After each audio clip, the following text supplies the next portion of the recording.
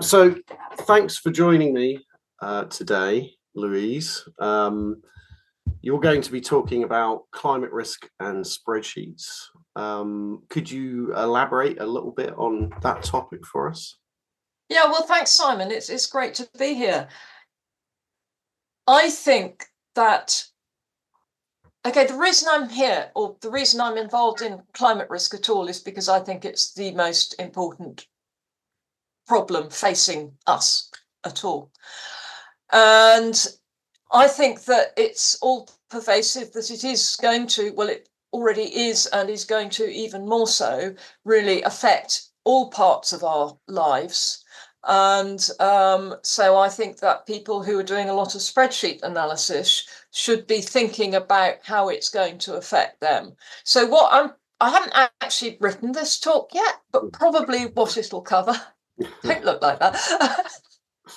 Probably what I'll sort of give a brief rundown of where we are on climate change and, well, climate risk, the climate catastrophe, and talk about sort of some of the unknowns and what's going on, and then go on to think about spreadsheet modeling, financial modeling in particular. How might we spreadsheet practitioners, how should we be thinking about climate change, what impact it has? And then is there anything that we should be thinking about around our impact on the world as well? Yeah. So sort of really try and give a big picture view with some pointers as to what people should be thinking about. Yeah, I mean, the climate issue would appear to be incredibly significant in this world.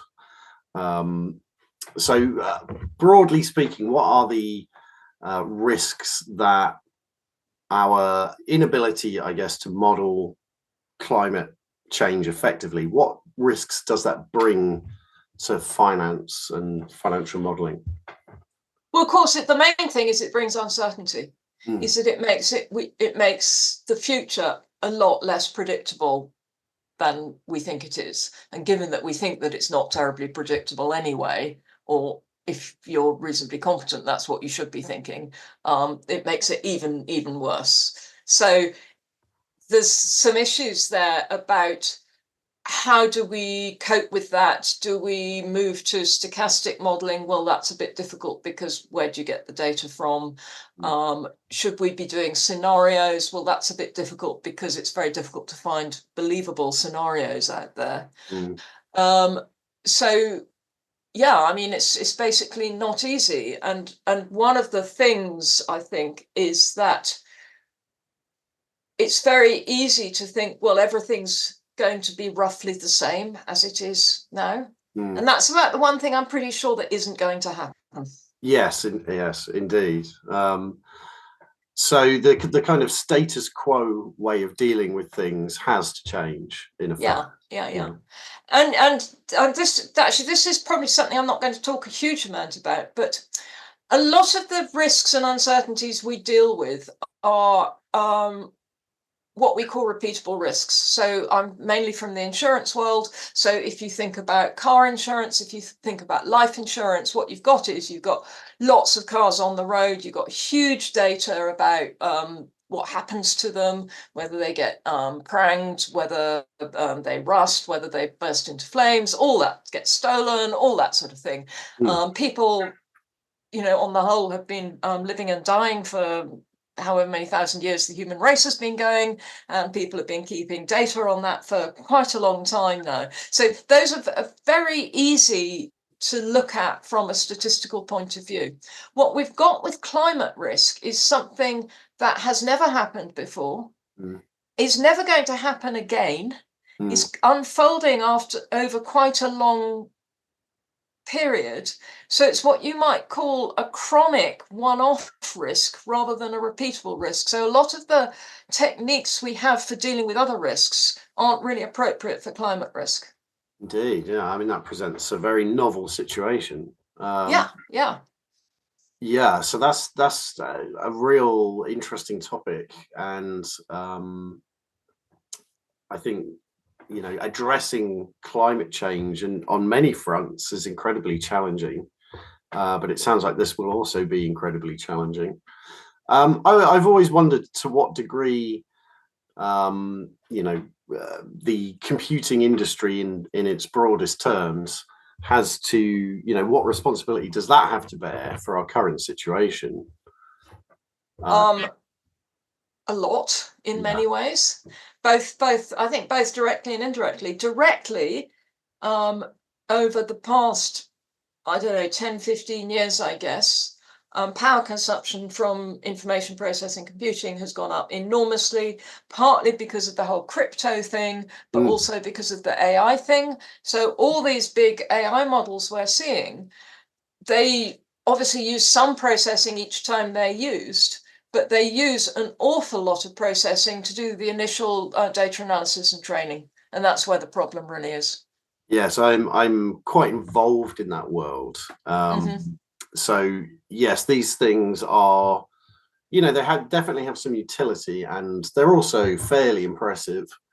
But yeah, the amount of processing power that goes in to get to that point is vast.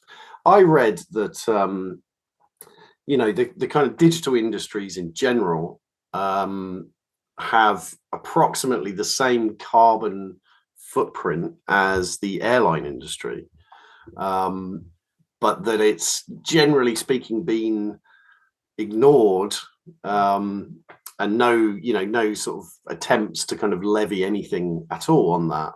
Do you think the obvious place to go to is some kind of digital carbon tax or something like that? Yeah, there's a lot of politics involved in that, isn't there? But, given that we live in a capitalist society, to some extent, that means that one of the major tools we have to change people's behavior is money, is imposing charges on things. So imposing a sort of carbon consumption charge along the same times as VAT, really, that you say you don't double charge. And it's hugely complicated and so on. But it might make people think a bit about what they're doing. Yeah, I think my observation is there's a lot of redundancy and there's a lot of repetition in, electronic storage. Just take the storage issue.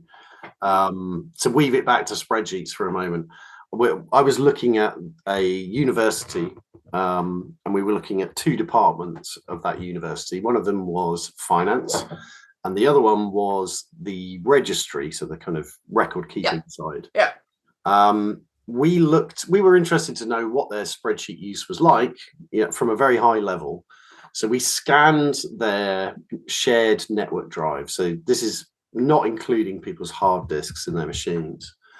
There were 50 people in those two departments, and I predicted there might be 5,000 spreadsheets that are, being stored and used and so on between them. The number we came up with was 270,000 when we looked, and that's just their shared space, not their hard disks. Now, good grief. Yes, that's a vast number, and I guess number one, we're paying to store all of that, and well, much of it must be redundant. There's no way they're using that many in an operational way. So in principle, it could just be deleted and forgotten about. But I wonder how that is repeated across a bigger scale, and whether that could be an area where we can reduce our carbon consumption or energy consumption, and improve things from that angle. I think it's probably true in most organizations, I would think. I'm sure it is. And I mean, I know that, well, you see, this has changed a lot over the last, well, I'm going to say 40 years, because that's what I have direct experience of. 40 years ago, we were very, very worried about storage space. There wasn't much of it around. It was clunky. You really tried to keep things small. Nowadays, nobody worries about it at all. No. It's just not a commodity. Yeah. I think that could be an area of easy wins, I think. Yeah, relatively easy win. Anyway, brilliant.